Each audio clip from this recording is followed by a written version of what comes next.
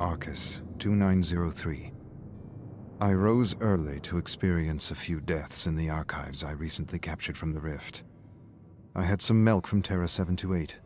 I listened to a radio show from Terra 232, horror stories and tales of terror. I read a new version of Dante's Inferno from... I'm not sure where.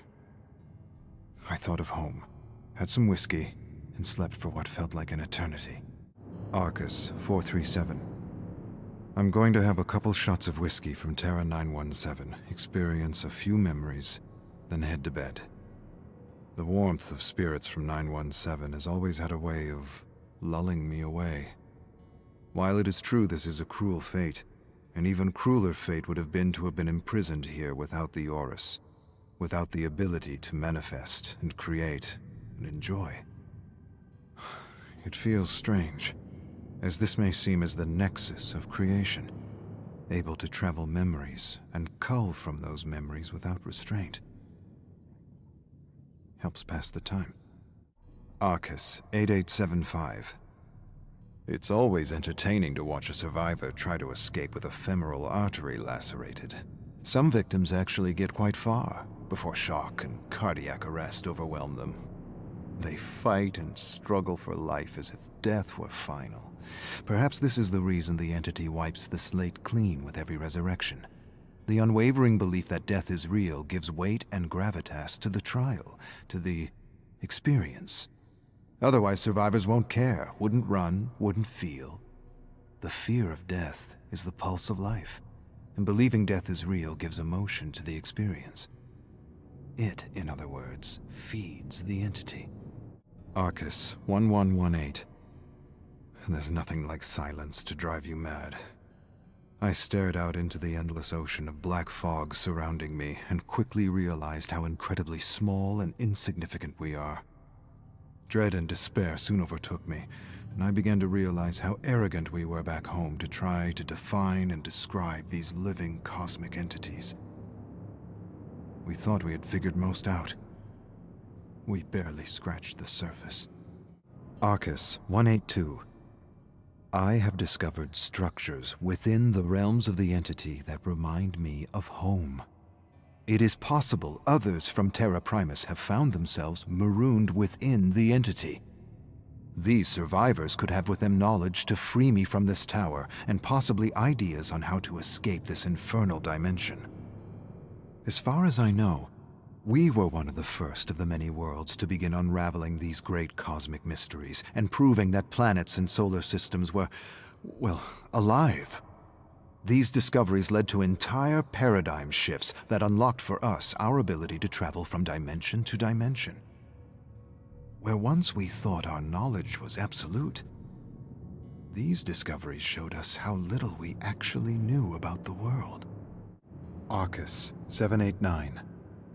Emotion, passion, interest.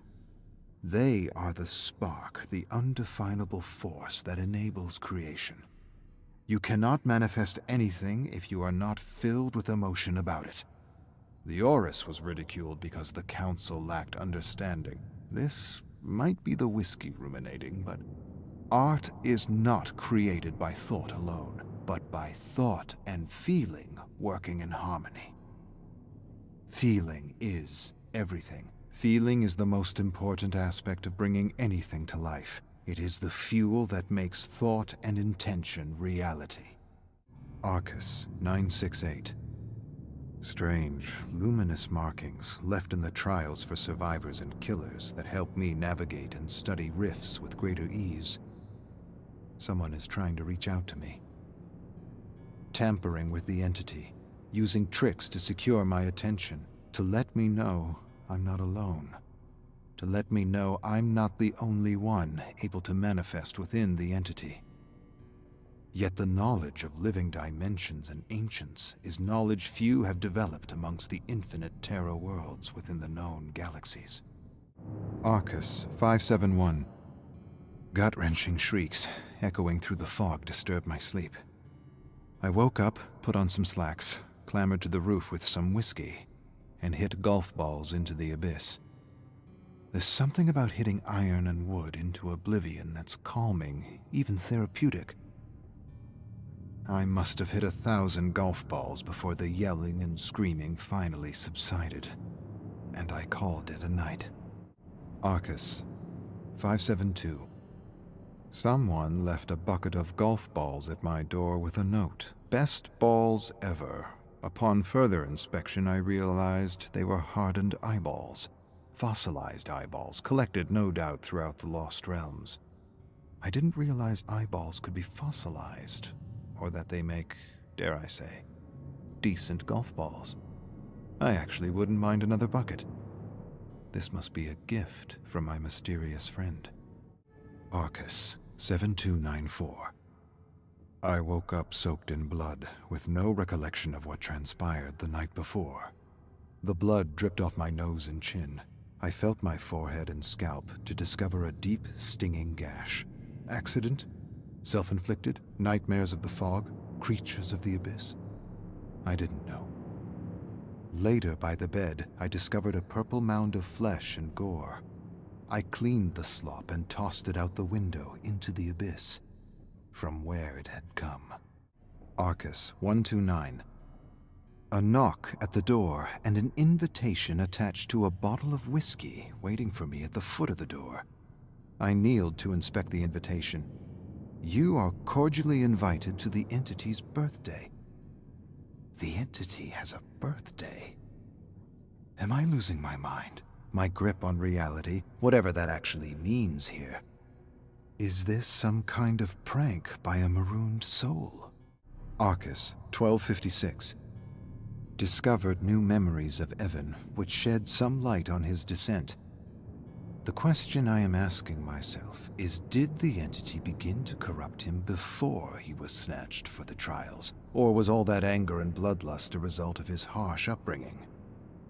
Either way, I would not expect him to comply with another authority figure, even if that figure was an old one. Arcus, 723. I pity Dwight. It's as though every action he takes brings the opposite of what he intends. Trying to help his fellow employees from an abuser, he ends up shutting down the entire operation, leaving many in a far worse situation than they were ever in. Granted, spiking a narcissist's drink and watching him unravel was worth the price of admission.